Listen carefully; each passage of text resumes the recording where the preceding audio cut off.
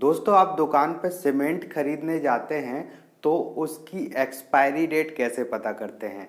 आपको दुकानदार पुराना सीमेंट दे देगा तो आपको कैसे पता चलेगा, जबकि बोरी पे जो लिखा रहता है वो केवल यही लिखा रहता है कि बेस्ट बिफोर 3 मंथ।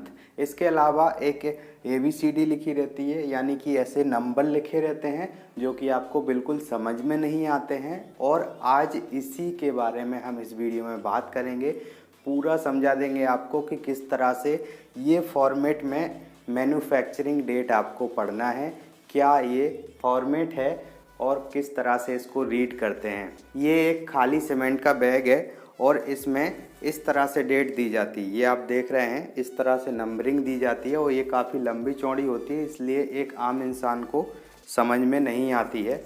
और यहाँ पे इसका जो फॉर्मेट होता है वो भी दिया जाता है, जैसे यहाँ पे दिया हुआ है DWM/FA/MRP। ठीक है, तो इस तरह से इसका फॉर्मेट भी दिया जाता है और यहाँ पे ये भी लिखा जाता है कि best before 3 months from manufacturing date.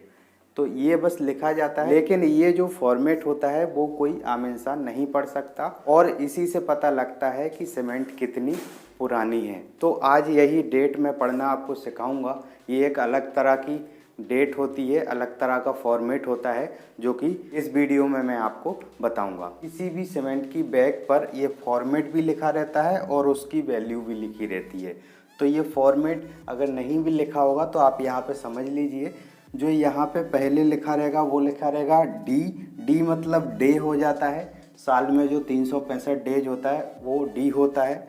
और डब्ल्यू मतलब वीक आ जाता है। यहाँ पे एक साल में 52 वीक होते हैं, तो यहाँ पे पहले आ जाएगा डे, फिर आएगा डब्ल्यू यानी कि वीक, और फिर आएगा मंथ, और फिर ईयर आएगा।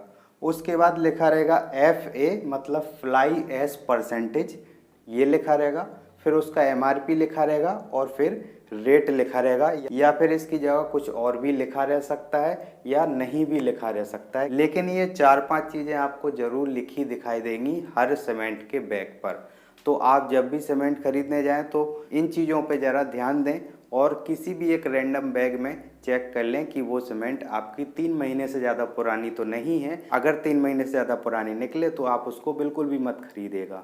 तो यहाँ पे डे दिया है 15 यानी कि 15 तारीख, और वीक दिया है 7 यानी कि 7वां वीक है, साल का 7वां वीक, और मंथ 2 यानी कि फरवरी, ईयर 20 यानी कि 2020। ठीक है, 15 तारीख को 7वें वीक में, दूसरे महीने में, और 2020 में इसको मैन्युफैक्चर किया गया है। तो इतना सिंपल ये होता है। फॉर्मेट थोड़ा अलग है, लेकिन अगर समझ में आ जाए तो काफ़ी सिंपल होता है।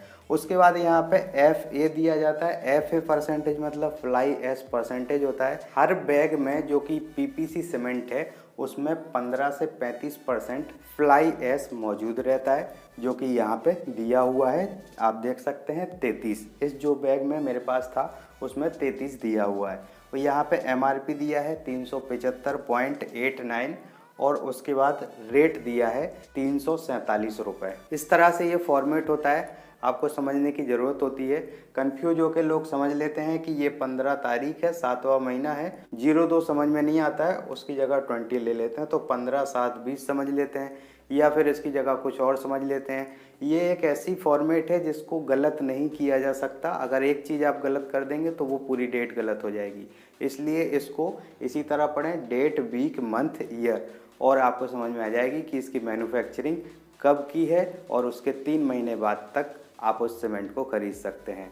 तो ये छोटी सी जानकारी थी। अगर आपको पसंद आई हो तो वीडियो को लाइक कर दीजिए और हमारे चैनल को सब्सक्राइब जरूर कर दीजिए। मिलते हैं अगले वीडियो में, तब तक के लिए जय हिंद।